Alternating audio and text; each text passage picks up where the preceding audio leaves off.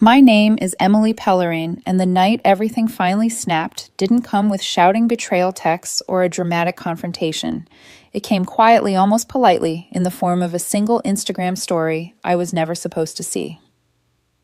I was sitting alone in the apartment I paid for, half-heartedly eating cold takeout, while scrolling through a burner account I hadn't logged into in years.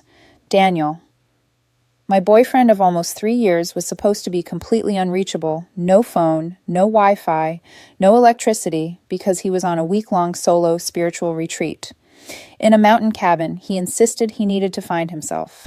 I had supported him, reassured him, even paid for the entire thing.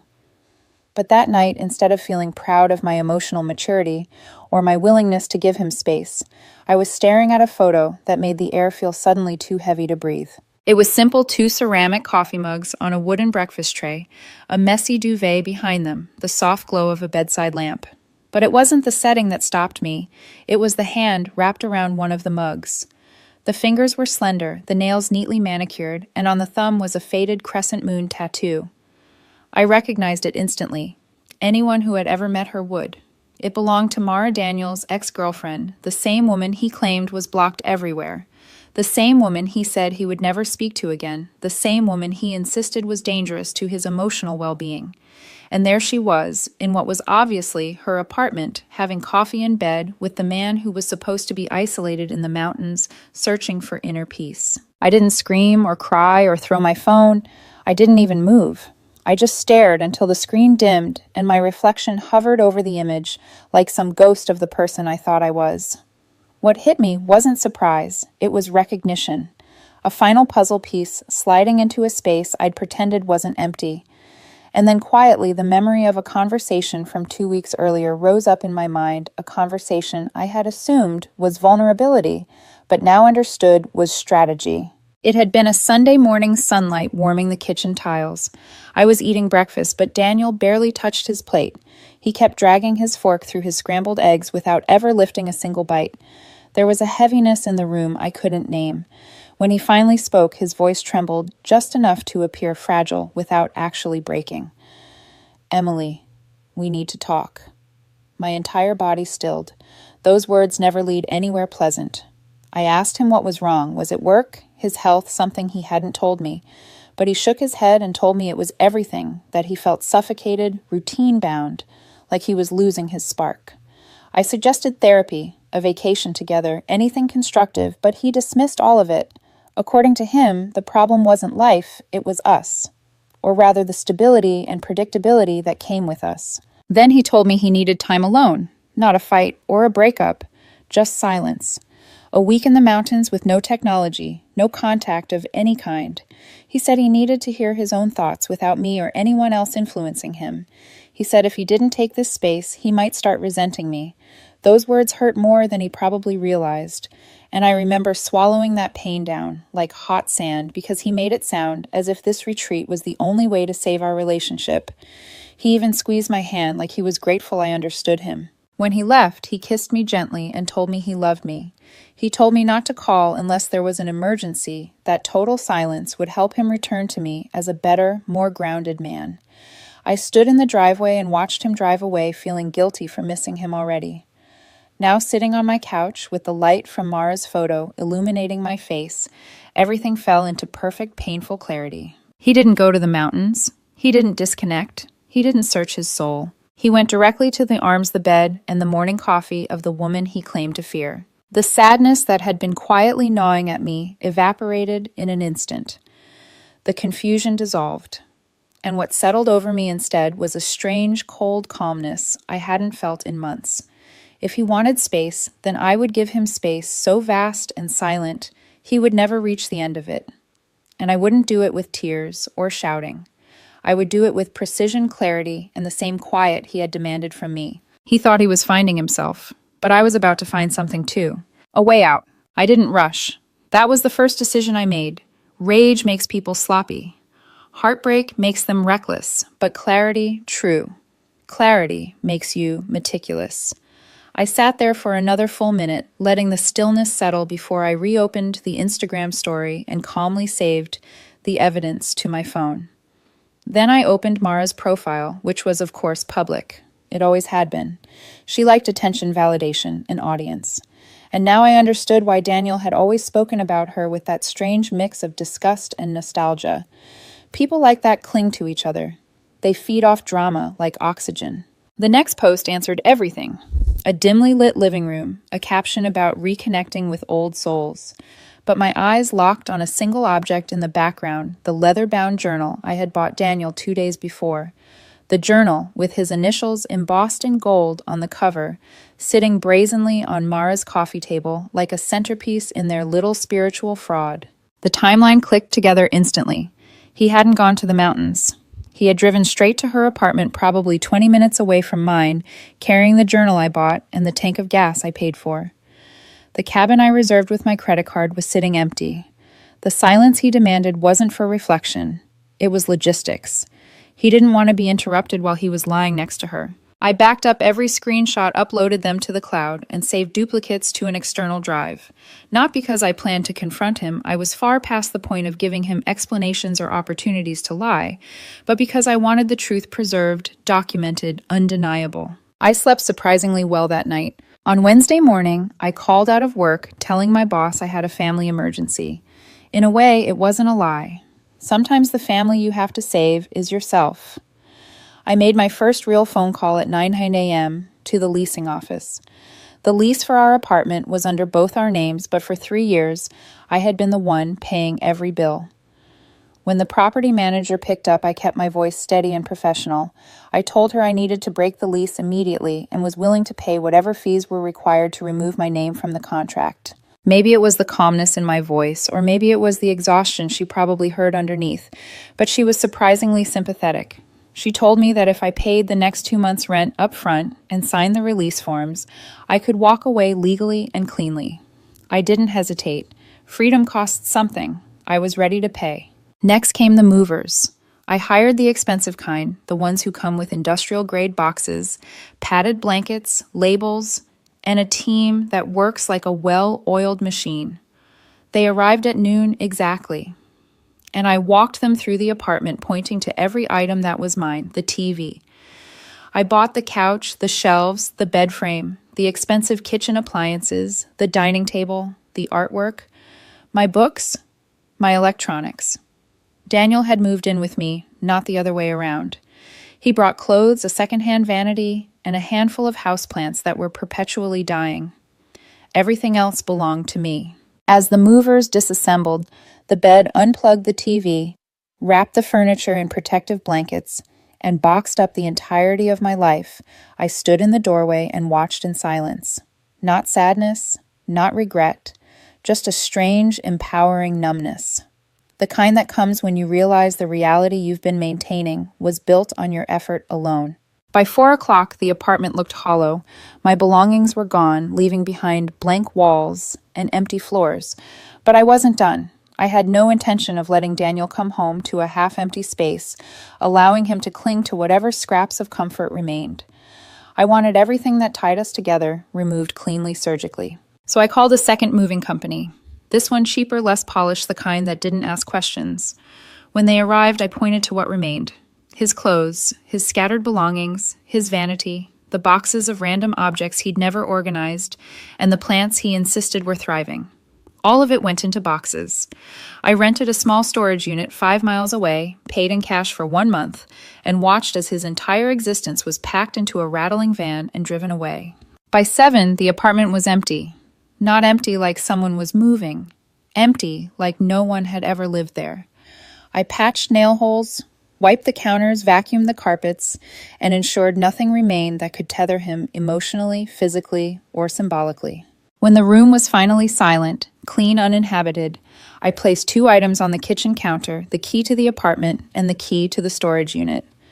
They sat parallel like the closing lines of a sentence I was finally done writing. Then I blocked his number. Blocked Mara, blocked his friends who I knew would come running with accusations and manipulation. I stepped out of the apartment, locked the door behind me, and didn't look back. By the time I reached the short-term rental I had secured that morning, my phone was silent, my shoulders lighter, and for the first time in months, my mind wasn't looping through someone else's chaos. I ordered takeout, opened a bottle of water, and collapsed onto the new bed. The sheets were crisp. The room was unfamiliar. The air smelled like detergent instead of resentment. It wasn't home yet, but it was mine. Sunday arrived with an eerie kind of calm. I knew Daniel was due back that afternoon. I knew the exact time he'd roll into the apartment complex with whatever self-important speech he had prepared about inner healing and spiritual clarity. I knew he'd walk into that empty apartment, see the hollow echo of his own choices, and feel the first real consequence of something he'd thought he could get away with. I also knew my phone would eventually explode. So I went to the gym that morning, took my time, showered, bought myself a smoothie, and returned to my new place without even glancing at my notifications. I didn't turn my phone on until 4 o'clock, and the moment I did, the screen lit up like a detonation. Missed calls, texts, voicemails, dozens upon dozens of them from Daniel, his sister, his best friend. Even a number I didn't recognize, but knew was connected to Mara somehow. The earliest messages from just after 1 in the afternoon were almost cheerful. 1:12 p.m. Hey babe, I'm just getting back into the city. I feel amazing. Can't wait to see you and tell you everything I learned this week. Love you. I stared at that love you longer than I expected. How casually he used those words, even while waking up in someone else's sheets. By 1:45, the tone had shifted. 1:45 p.m. Did you change the lock code? It's not working. 1:52 p.m. Emily. The door is unlocked. That's weird. 1:54 p.m. Why is the apartment empty? Where are you? Then the real Daniel emerged. 2:10 p.m. Is this supposed to be funny because it's not? Answer your phone. 2:28 p.m. You're being insane. I'm calling the police. You stole my things. 2:34 p.m. What is this key on the counter? What storage unit, Emily? What the hell did you do? By the time I reached the voicemails, I felt a strange mixture of exhaustion and amusement. I tapped the latest one, and his voice blared through high and frantic, full of the frantic bravado he used whenever he felt out of control. Emily, call me back right now. Seriously, this is beyond childish. You can't just kick me out of our home because you're jealous or paranoid. If this is about that picture with Mara, you're imagining things. I ran into her at a coffee shop. She was helping me through a panic attack. You're literally ruining my life over something you made up. Call me back. I swear to God, Emily. I hung up before he finished. It was almost impressive how he managed to lie, belittle, minimize, and blame me, all in one breath, even with the evidence practically screaming in his face. His messages were frantic and desperate, but they all followed the same pattern: denial, rage, victimhood, manipulation. And finally, the inevitable attempt to make me responsible for the fallout he created. I scrolled back down until I found the moment I had been waiting for, the perfect place to deliver the truth. I opened our chat thread and attached 3 images: the Instagram story with the coffee mugs, a zoomed-in shot of Mara's crescent moon tattoo holding the mug, the post from Mara's living room with Daniel's journal sitting unmistakably on her table. I typed slowly, deliberately, and sent a single message: your belongings are at Storage Facility 82, Unit 314. The access code is 2290. The rent is paid for 30 days. Do not contact me again. Then I hit send. The read receipt appeared instantly. Seconds later, the typing bubble flickered on and off as if he couldn't decide which lie to lead with. I didn't wait to find out. I blocked him. Blocked his sister. Blocked his best friend. Blocked the unknown number I knew belonged to Mara's circle. Every thread, every call, every attempt to pull me back into his chaos, I silenced all of it. When the last contact was blocked, the screen finally went still. The room was quiet again, but this time the silence felt different. It wasn't heavy or suffocating or tinged with dread. It felt earned. It felt final. It felt like the exact moment I had been needing without realizing it. I set my phone down, stepped out onto the small balcony of my new place, and let the late afternoon air wash over me. For the first time in a long time, I wasn't waiting for a crisis. I wasn't managing someone else's emotions. I wasn't bracing for the next wave of manipulation disguised as vulnerability. I was free. 6 months passed, and somewhere along the way, the chaos Daniel left behind stopped feeling like a wound and started feeling like distance, quiet, necessary distance. Life didn't magically fix itself, but it did become lighter, clearer, and far more my own. I didn't realize how much mental space he had occupied until I finally had it back. I threw myself into work not as an escape, but as a rediscovery. All the energy I once spent steadying him, reassuring him, deciphering his moods, and absorbing his emotional mess suddenly became available for my own ambitions. Within 3 months, I was promoted. My boss said I'd been performing at a higher level than anyone expected. Really, I had just stopped carrying someone else's dead weight. I traveled too, something Daniel had always described as frivolous, unless there was a spiritual agenda attached to it. I went to Japan for 10 days, just because I wanted to. I ate at hole-in-the-wall ramen shops, hiked quiet forest trails, sat alone at temple gardens where the air felt still enough to hear your own heartbeat. I didn't post about finding myself. I didn't curate a journey for anyone else's approval. I just lived. And I started dating again slowly, carefully, on my own terms. The irony wasn't lost on me. After years of being told I was too demanding, too intense, or too independent, I met a man who didn't find any of that threatening. His name is Julian. On our second date, he insisted on splitting the bill, not as a performance, but as a natural expression of respect. He listened when I spoke. He didn't minimize my goals. He didn't turn vulnerability into manipulation. We're still taking things slow, but everything about him feels grounded and unforced. Easy, even. A word I had forgotten could exist in relationships. Meanwhile, Daniel's new life unfolded exactly the way you'd expect from someone who built his identity on drama and avoidance. I didn't follow his updates, but mutual acquaintances seemed eager to share the latest fallout, and I never asked them to stop. Not out of pettiness, just curiosity, the harmless kind you feel when you look back at a chapter you've already closed. Apparently, Mara didn't let him move in. She told him her place was too small and she wasn't emotionally available for anything serious. Translation, their little week-long reunion had been convenient escapism, not a commitment. The moment it stopped being fun, she pulled away. The two of them had some dramatic blow-up, something involving accusations, a broken lamp, and a night spent crying in his car. After that, Daniel bounced between friends' couches for a while before eventually moving back in with his parents, the same parents he once claimed were overbearing and impossible. I heard he took a low-paying temp job to cover the cost of a new apartment deposit, but the job didn't last. He had always been good at proclaiming reinvention, not sustaining it. I didn't think about him often, but the universe has a twisted sense of humor. One evening, I stopped by the upscale grocery store near my new place to buy ingredients for dinner. Julian was coming over, and I had decided impulsively but confidently to cook for him. I turned the corner of the wine aisle and nearly collided with someone pushing a cart. Daniel. For a split second, I didn't process it. He looked smaller somehow, like the air had deflated him. His shoulders curved forward, his clothes hung looser, and his eyes had lost the self-assured spark he wielded like a shield. He was holding a basket with a frozen pizza and a cheap bottle of wine. When he recognized me, something flickered across his face. Shock, then embarrassment, then something painfully hopeful. "Emily," he breathed, stepping closer. "Wow, you look different." I didn't answer. His gaze dropped to the bottle of Cabernet in my hand, the expensive one I used to admire but never buy because he insisted I didn't understand wine. His eyes lifted again, searching, calculating, desperate. "Can we talk?" he asked quietly. "Just 5 minutes. Please." I've been thinking about you a lot. About us. I made mistakes. Mara was a mistake. I was lost, and I know that hurt you, but I want to explain. I didn't let him finish.